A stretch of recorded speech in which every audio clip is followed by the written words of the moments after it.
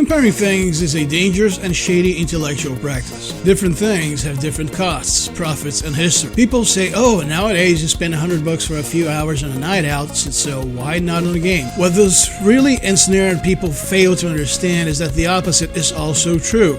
If you can pay $40, $30 and have hours of quality fun and entertainment with friends and family, then why would I pay $100 for standardized, run-of-the-mill, no news, zero innovation, 5 to 6 hour experiences we've seen 1,000 times before? And let us not forget my favorite, development costs. Oh, making games gets pricier every year.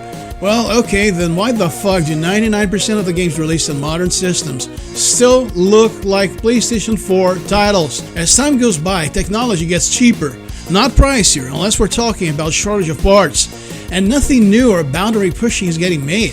So this argument begs the question, how much costlier is it actually? How much costlier is it really? Which leads us to one of my favorite points. In the 90s, games cost $60. If they still cost this money, imagine how much money is the industry losing. Motherfucker, really? People are really that dense? Big gaming companies only go bankrupt for poor decisions, not standard pricing. And also, another very glaring point is always missed. If companies still made a fuckload of money before the new $70 mark, then you can only imagine how much money they made in the 90s at a $60 price point. Yup. It's the other way around of what people always say. Now, let's talk about what's really making companies push for the $100 price. It was never development costs, guys. It was never that. It's DLC. Ever since their inception, DLCs have mutated how much a game really costs. The floodgates had been opened. Developers would get bolder and bolder. At first, it was menial stuff like horse armor. Then, big chunks and important pieces of content pertaining to the game's story were completely stripped in order to yank another $19.99 out of your wallet. And this move was planned to push greed. Plain and simple greed. And still on the price point subject, if DLCs are really a way of, oh my god, I can't believe big time YouTubers repeat this shit, make up for invested money, then please guys tell me, what's the math behind this? How come there are much simpler to make games that have DLCs that can sometimes cost double or triple what the standard original release cost? Please, explain it to me. You can't. Why? Because there is no explanation for this. It's simple greed. Make no mistake, folks. Video games companies don't play to lose money. Not a single fucking one of them would risk releasing a piece of software that by itself, without downloadable content, could tank and bomb according to their projections. To put it simply, DLCs are a way of yanking more money out of you, even if they are excellent. Difference is, if it's a good piece of DLC, an honest piece of DLC, it's an expansion like in the old days, business as usual, or as it used to be. If it's cut content from a game, then it's just shady practice, which, saddens me to say, has become the real business as usual. Now, another point I've seen being made are server costs. Oh my god, this gets to me every fucking time. Server costs for what? Single player games that require online connections for absolutely no fucking reason. Games that have tacked on multiplayer experiences and are completely stripped of couch co-op. That's done for the simplest reason ever. If you're playing couch co-op, then one less copy of our shitty game is going to be sold. Now, if we force you to connect to servers to go multiplayer, that's at least double the copies we get to sell for those who want to play with their friends. There are a few exceptions, of course, but come on, guys. Couch co-op is pretty much fucking dead at this point. While there are costs for online servers, what you need to understand is that companies will always try shoving the responsibility of things up your ass, not their own. If you're gonna charge extra for servers, be crystal clear about it, and of course, make sure people actually give a shit about your online aspect. Or do any of you absolutely miss Tomb Raider Reboot's online mode, or let alone knew the fucking thing existed? I don't think so, on both accounts. And of course, let us not forget half-baked releases, which at this point are very common to occur. If charging $60 for half-finished games in itself was already a fucking crime, then how is charging $100 any better than this? Do you think companies are suddenly gonna start giving a shit and actually finishing and polishing their games to a sheen before releasing them at a higher price point? Do you really believe so? Please, man, don't. Fuck no. Understand this. Companies have been getting sloppier and sloppier ever since online functionalities became the norm. Oh, this is fucked up? Well, it's okay, let's release it all the same.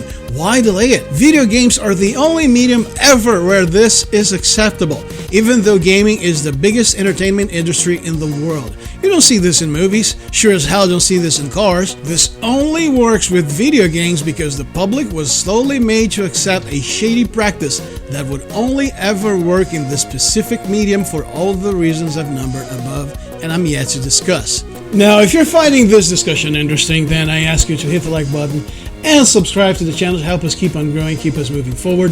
YouTube hasn't been easy for anyone in terms of growth, so your support is really, really appreciated. And we also have a members club right here for you. You have exclusive benefits, exclusive wallpapers, community posts, early access to videos, videos to members only.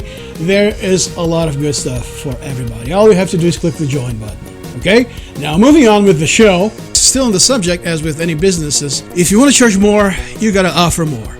Now tell me, my friend, where is that more? Have you seen it around? Have you seen it somewhere in any video game? What have companies been offering that's any different in terms of quality? We're still playing PlayStation 4 games, both in terms of graphics and design, and I say the latter in the worst way possible. The new generation of games still hasn't shown up, not by a fucking long shot. Very few are the games that actually displayed something marginally higher than what we'd see on the PlayStation 4, let alone something expressively better.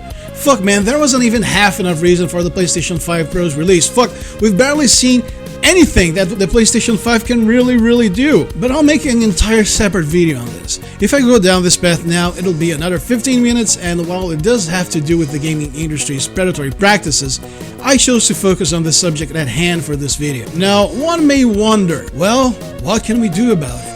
That thought arises from a feeling of powerlessness and hopelessness. We are led to believe that the price point for something is decided by the businessman, the man in suit. But unless it's something vital like food, water, and electricity, if it is in the entertainment wheelhouse, then the price point is always set by the consumer. You say yes and no with your money. Now, after all's been said and done, you may be thinking, well, Belmont, where does that leave us? I agree with all of this, or some of this, most of it is, whatever, but what do we do? What happens next? Well, it's pretty obvious to me. It's going to crash, which is what always happens whenever a situation reaches unsustainable levels, no matter which area. Instead of cutting all of the aforementioned bullshit, video game companies and their leaders have massive egos and are unwilling to exit their own fart chambers for a single damn second. To actually fix things before they go catastrophic. Instead of doing things right, and again, dialing back on the bullshit, maybe stop getting high on their own farts. Pushing the consumer has always been the standard practice before any intelligent and really grounded move. Why? Once again, ego. Let's try pushing those dumb suckers with a different strategy and a different marketing campaign. Let's pay journalists to divulge sorry stories about ourselves, about how we're trying our damnedest to keep the boat afloat, and our CEO family's well fed because God knows we can barely afford the mac and cheese. Now sure, we can afford to abuse our employees and consumers with predatory practices, but hey, here's an extra $100 so we keep this bit out of the story. Like a wise man once said, it's bullshit, folks. It's bullshit and it's bad for you. Let me know in the comments if you know who it was. So thank you for watching, and I'll see you next time.